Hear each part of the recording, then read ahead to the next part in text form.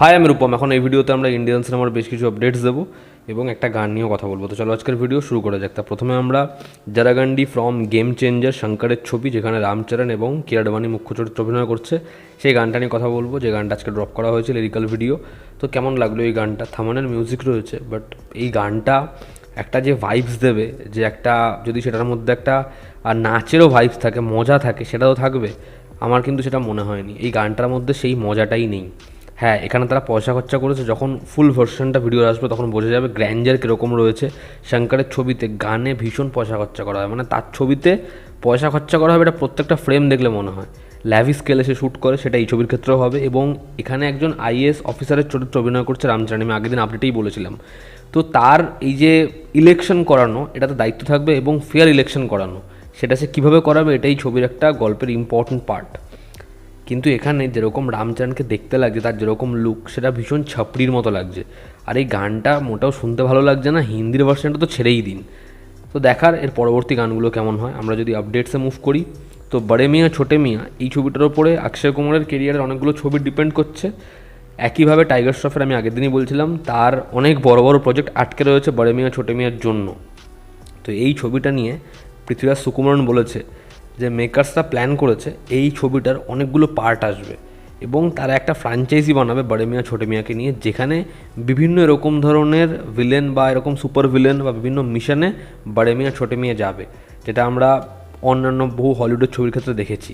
তো দেখার সেটা সাকসেসফুলি হয় কি না, এবং মেবি বড়ে মিয়াঁ ছোটে মিয়াঁতে সেরকম একটা এন্ডের পয়েন্ট থাকবে।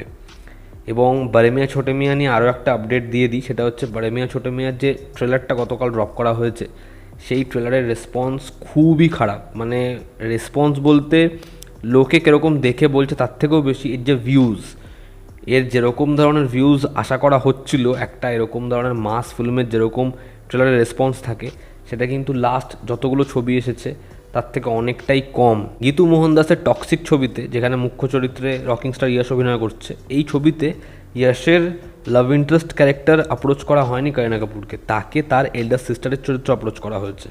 দেখার করিনা কাপুর এই ছবির পার্ট হয় কিনা, এবং তার চরিত্রটা কতটা ইম্পর্টেন্স পায় এই ছবিতে। রামায়ণ ছবির কাজ আবার রিজিউম হচ্ছে, এবং কাস্ট আপডেট আবার উঠে এসেছে। সাক্ষী তলোয়ার, তাকে এই ছবিতে রকিং স্টার ইয়াশ অর্থাৎ রাবণের ওয়াইফের চরিত্র অ্যাপ্রোচ করা হয়েছে। দেখার সাক্ষী তলোয়ার এই চরিত্রটা করে কিনা। জুয়েল থিফ সিদ্ধার্থ আনন্দের পরবর্তী ছবি, যেখানে আমরা এক্সট্র্যাকশনের মতো একটা ইন্ডিয়ান ভার্সন দেখব, এবং সেখানে সাইফ আলি খান এবং জয়দীপ আহলাওয়াত রয়েছে। এই ছবিটার সেকেন্ড শিডিউলের কাজ শুরু হবে এপ্রিল মাস থেকে, এবং ছবিটার ফাইনাল শিডিউলের কাজ হবে হচ্ছে মে মাসে ইউরোপে। দেখার এই ছবির অ্যাকশন সিকোয়েন্স কেমন হয়। যেহেতু ছবিটা ইন্ডিয়ান ভার্সন তারা বানাচ্ছে এক্সট্র্যাকশন বা সেরকম কিছু অ্যাপ্রোচ রাখছে, আমার মনে হয় যদি ছবিটাকে পুরোপুরি দেশিভাবে আমাদের এখানেই শ্যুট করতো, সেটার যে মজাটা সেটা অনেক বেশি অডিয়েন্স পেত, এবং সেখানে লুক অ্যান্ড ফিল বা তারা অ্যাকশন সিকোয়েন্সগুলোকে ডিজাইন করছে হলিউডের মতো, কিন্তু এর যে প্রেক্ষাপট সেটা হচ্ছে মুম্বাইয়ের কোনো একটা গলি রাস্তাঘাট সেরকম। ময়দান ছবির ডিউরেশন হচ্ছে 3 ঘন্টা 2 মিনিটের, এবং 2 এপ্রিল থেকে এই ছবির অ্যাডভান্স বুকিং স্টার্ট হবে। কার্তিক আরিয়ান তার আপকামিং বড় রিলিজ চান্দু চ্যাম্পিয়নের জন্য 14 মাস বক্সিং প্র্যাকটিস করেছে, বক্সিংয়ের ট্রেনিং নিয়েছে। তো এই ছবির জন্য তার ডেডিকেশন মারাত্মক, এটা বোঝাই যাচ্ছে। দেখার এই ছবিটা অডিয়েন্স কীরকমভাবে অ্যাকসেপ্ট করে। এবং আজকের অন্যতম বড় যেটা আপডেট, ডিরেক্টর শিবা যে কাঙ্গুবা বানাচ্ছে, সে বলিউডে ডেবিউ করতে চলেছে, এবং এমন একটা ছবিতে যেখানে 2জন হিরো থাকবে। এই ছবিতে যাদেরকে প্ল্যান করা হচ্ছে, ইনিশিয়ালি ভাবা হয়েছে বরুণ ধওয়ান এবং রণবীর কাপুরকে। হ্যাঁ, রণবীর কাপুর এবং বরুণ ধওয়ানের নাম শোনা যাচ্ছে, এবং তিনি 2টো প্রোডাকশন হাউসে ভিজিট করেছেন। একটা হচ্ছে RSVP মানে রনি স্ক্রিওয়ালার, এবং আরেকটা হচ্ছে করণ জোহরের ধর্মা প্রোডাকশন হাউস। দেখার শিবা সে যেরকম ধরনের ছবি এর আগে বানাতো তার থেকে পুরোপুরি আলাদা ছবি হচ্ছে কাঙ্গুবা। লুক অ্যান্ড ফিল, প্রত্যেকটা ফ্রেম, এনার্জি, অ্যাক্টারকে যেরকমভাবে প্রেজেন্ট করছে ভীষণ প্রমিসিং লাগছে। দেখার সেই ছবিটা বক্স অফিসে সাফল্যর আগেই কি সে হিন্দি ছবি একটা ক্র্যাক করে ফেলতে পারে। এবং আজকের অন্তিম যেটা আপডেট, সেটা হচ্ছে অঙ্কুশ অভিনীত ছবি মির্জা, সেই ছবির ট্রেলার 30 মার্চ আসার কথা ছিল, একদিন পিছিয়ে যাচ্ছে। এই ছবির ট্রেলার আসছে এখন 31 মার্চ, এটা অফিসিয়ালভাবে জানিয়ে দেওয়া হয়েছে। দেখার এই ছবির ট্রেলারটা হয় কেমন।